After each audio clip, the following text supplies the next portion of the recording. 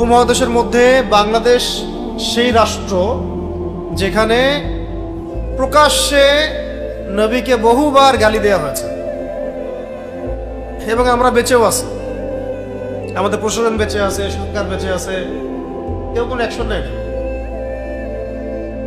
আমরা বলছি না যে আপনি কি অ্যাকশন নেন বা একদম মেরে দিয়ে আসেন, ওটা বললে তো বলে মব কি হয়ে গেছে, মানে চোখের সামনে ধর্ষণ হবে, আপনি কিছু বলতে পারবেন না, বললে মব হয়ে যাবে।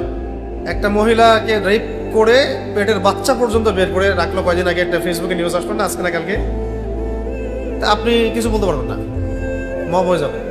বলতে চাচ্ছি যে আমাদের দেশে প্রকাশ্যে রাসূলকে গালি দেওয়া হয়েছে এবং আমরা বেঁচেও আছি।